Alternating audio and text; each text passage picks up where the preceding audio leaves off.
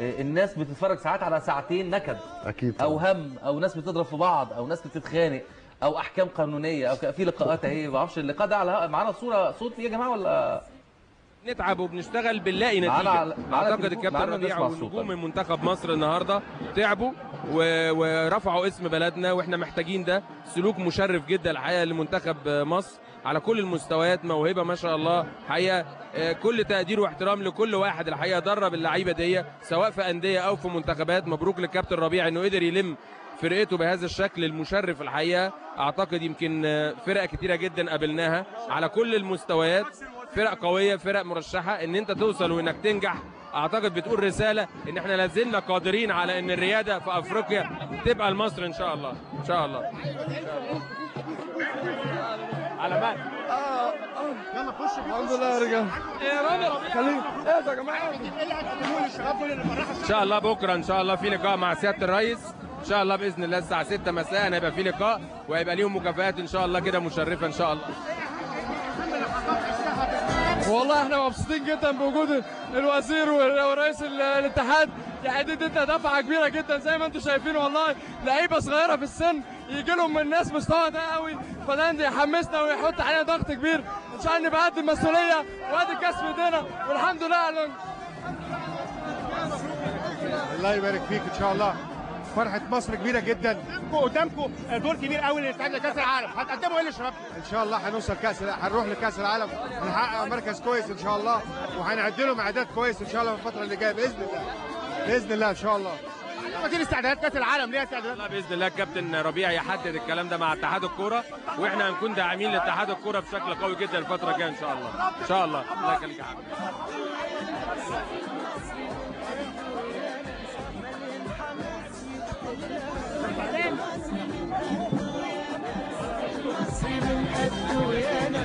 مليان حماس يهتف لها الطيران، وبنجهز رحلات لكل الجمهور المصري ان شاء الله باذن الله انه يطلع يشجع بلدنا في تركيا ان شاء الله على كاس العالم ان شاء الله. سياده الوزير، كان المنتخب بيعاني من الاعداد قبل بطوله كاس الامم الافريقيه، ازاي هيتم عمل برنامج متميز؟ برنامج الكابتن ربيع يحطه، اتحاد الكره يعتمده، واحنا داعمين للاثنين ان شاء الله بمشيئه الله. رئيس جمال علام رئيس الاتحاد المصري لكره القدم، هتعملوا ايه لمنتخب الشباب بعد هذا الانجاز؟ ان شاء الله باذن الله كل اعداد كويس هيكون عشان خاطر ان احنا نشرف مصر في كاس العالم باذن الله لمنتخب الشباب، ونتمنى برضه ان المنتخب الكبير يوصلنا كاس العالم ان شاء الله. ان شاء الله. رئيس جمال، هل كنت تتوقع هذا الانجاز الكبير لمنتخب الشباب قبل البطوله؟ نعم. تتوقع هذا الانجاز الكبير؟ الرجال اللي كانوا موجودين وتعهدهم معايا هناك في المغرب، انا عرفت انهم هيوصلوا كاس العالم. رامي ربيعه كابتن منتخب مصر، بقول لك رامي الف مليون مبروك يا رامي. فوز كبير، بطوله غاليه في هذا الانجاز والله. وادي المنظر قدامك، هم اكبر اتنين في مصر الحمد لله جايين يستقبلونا، فده شرف لينا والله، وده يدينا الحماس، وان شاء الله يدينا المسؤوليه ان احنا في كاس العالم نقدم حاجه لفرحه الناس دي كلها ان شاء الله. الف مبروك ان شاء الله. كابتن رامي.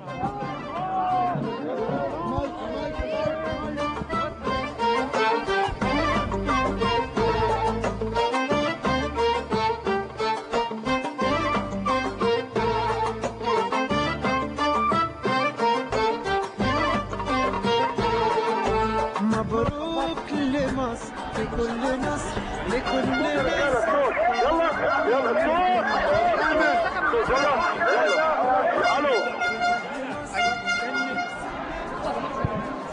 الو الو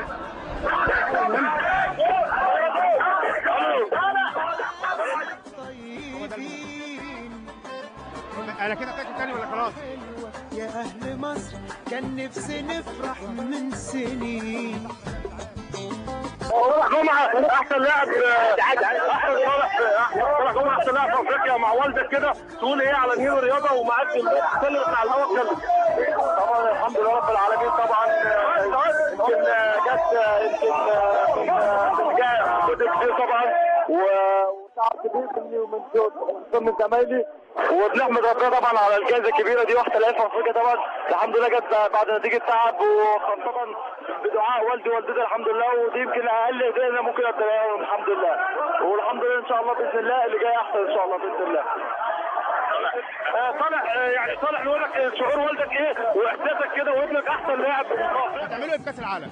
ان شاء الله احنا داخلين، مش داخلين مجرد تشريف ان احنا خلاص ندخل كاس العالم وخلاص، لا احنا لازم ندخل وما ننساش ان احنا بطل افريقيا، بطل افريقيا داخلين لازم ننافس على البطوله، ولازم ان شاء الله مش عيب ان احنا نكمل في البطوله، وان احنا ما نطمعش ليه ان احنا ناخد بطوله افريقيا، مش عيب يعني. شايف الفرحه اللي عملتوها للشعب المصري؟ نعم، شايف الفرحه اللي عملتوها للشعب المصري؟ الناس كلها محتاجه تفرح، كان غصب عننا لازم نعمل كده، لو احنا كنا ضيعنا الفرصه دي من ايدينا يبقى احنا ما نستاهلهاش. طبعا مسؤوليه اكبر من اي حد، والحمد لله احنا قدرنا نكون قدها ان شاء الله.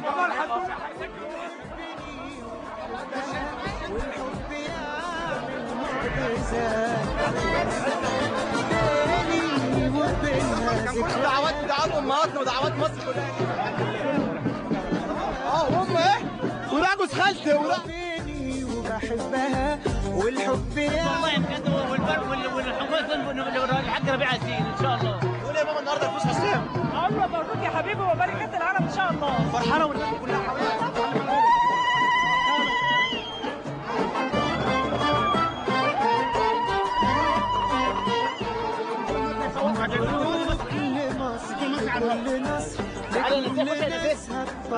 ربنا يبارك في حضرتك يا رب، ربنا يبارك فيك. انا مش عايز اقول لك ايه احساس اصلا احنا حاسينه، ايه ده مش عايز، مش اساس ما توصفش اصلا بالفرحه اللي احنا حاسينها، بالفرحه اللي احنا حاسينها اللي هي على وشنا. مبروك لمصر في كل لا الميداليه دي تساوي الميداليه دي تساوي مين؟ ايه؟ دي الميداليه تساوي ابويا وامي بس. فرحة حلوة يا أهل مصر، كان نفسي نفرح من سنين. الحمد لله ربنا يوفقهم كلهم، وهم المجموعة كلها بصراحة نعمل المجموعة الكبيرة، وبفضل الحاج ربيع ياسين تعب معاهم، هم تعبوا كلهم لحد ما وصلوا اللي وصلوا دلوقتي إن شاء الله. انتوا وحدتوا الشعب المصري كله تحت راية واحدة، راية علم مصر. تقول ايه لمصر دلوقتي؟ هقول لازم احنا نبقى ورا بعض اكتر واكتر، لازم نكون جنب بعض اكتر واكتر، وننسى كل حاجه، ونفكر ان احنا ازاي نبسط الشعب المصري تاني، وان شاء الله مزيد من الانتصارات ان شاء الله، ومزيد من الفرح ان شاء الله لمصر كلها. الام تقول ايه؟ اقول ربنا يوفقه ان شاء الله ويرجع لنا بكاس العالم باذن الله. تفتكر استعداداتكم لكاس العالم محتاجه مجهود اكبر عشان تحافظ على لازم نبذل اكتر، ولازم نكون في مجهود اكتر واكتر عشان نحافظ على اللي احنا فيه، وان شاء الله نحقق باذن الله اكتر واكتر باذن الله. ربنا يبارك في حضرتك. ربنا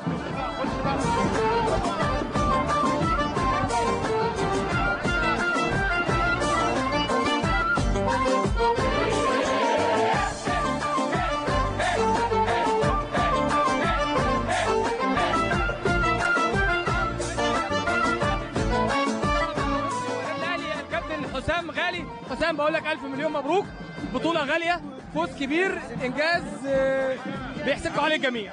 الحمد لله، ده انجاز مش يحسدنا عليه الجميع، لان ده اصلا ده انجاز للجميع كله، ده دعوات الجميع كلها ودعوات مصر كلها، وان شاء الله باذن الله مزيد من الانجازات ان شاء الله لمصر كلها. حسام غالي مباريات في غايه الصعوبه، 5 مباريات، المنتخب فاز في جميع مباراته. اصعب المباريات من وجهه نظر حسام غالي؟ اصعب مباراه لنا كانت نيجيريا، كانت اصعب مباراه قبل النهائي 2-0. قبل النهائي 2-0، لكن كاصعب مباراه كاعصابه كده كانت طبعا النهائي بتاع غانا. حسام بعد ما وصلتوا لركلات الترجيح من نقطه الجزاء، الكابتن ربيع اتكلم معاكم وقال لكم ايه كلاعب؟ مفيش، اللي انت عملتوا اللي عليك كله، واجتهدتوا وتعبتوا وعملتوا كل حاجه، ومش هنزعل اذا ربنا جاب لا قدر الله حاجه وحشه، ولو كسبنا يبقى ده فعلا ربنا بيتوجكم بتعبكم، لكن الحمد لله ان احنا قدرنا نعمل حاجه كويسه الحمد لله. يمكن انا كنت موجود معاك في اكتر من تمرين، والكابتن ربيع ياسين كان بيعاني من قله الاعداد لبطوله افريقيا.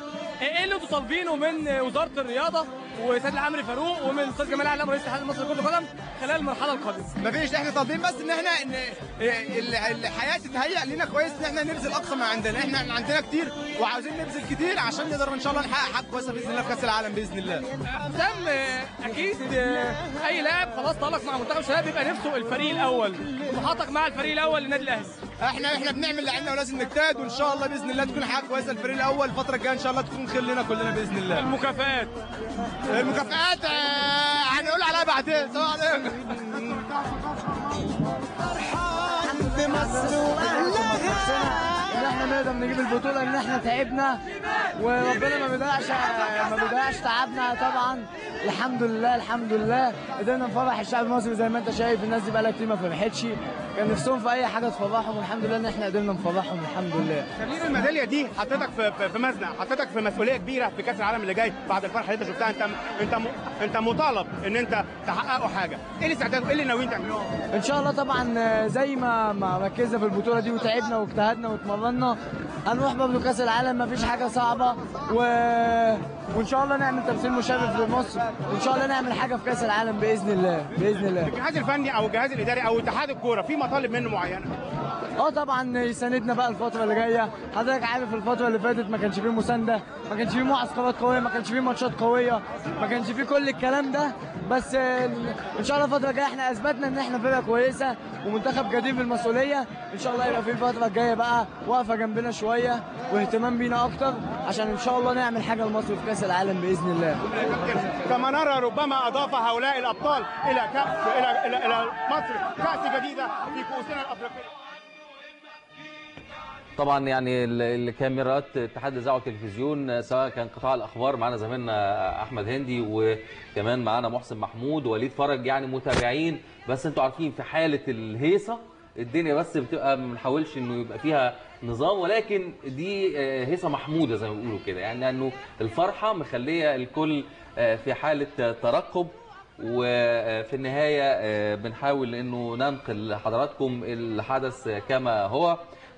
احنا في نقطه بس قلناها واحنا بنتفرج عليهم الشباب، انه ربنا يبعد عنهم الكاميرات والتصريحات والحوارات، وعايزينهم يفضلوا كده مقفول عليهم لغايه ما يخلصوا تركيا. ايه راي حضراتكم في وجهه النظر دي؟ انت بتاع اعلام وكاميرات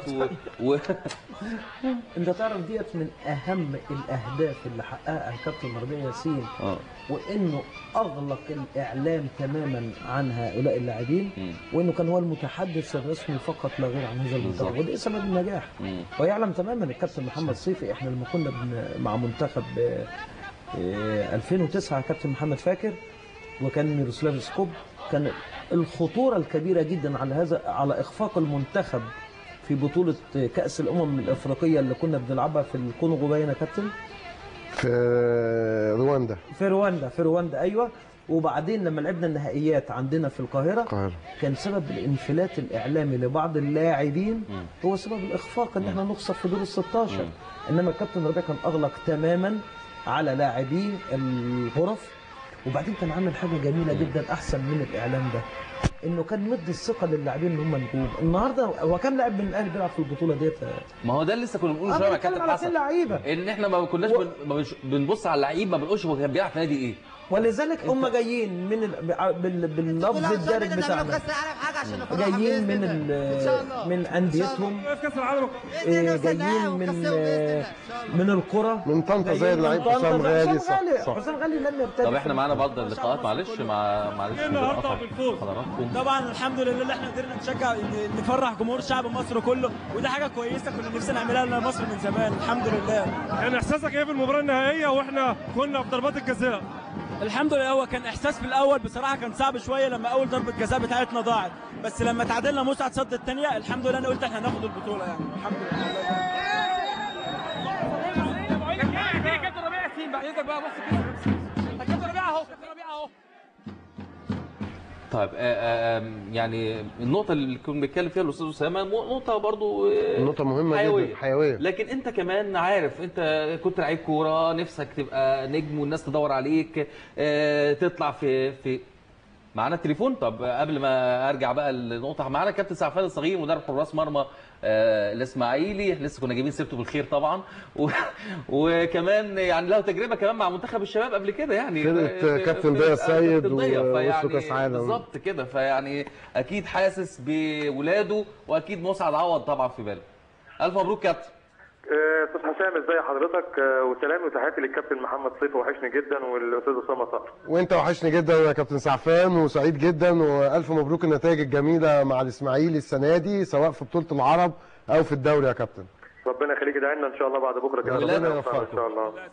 انا بس كنت عايز اكلم الكابتن الاستاذ اسامه صقر، بس كان هو بيتكلم على موضوع مسعد عوض وموضوع التجديد. ان شاء الله القادم بامر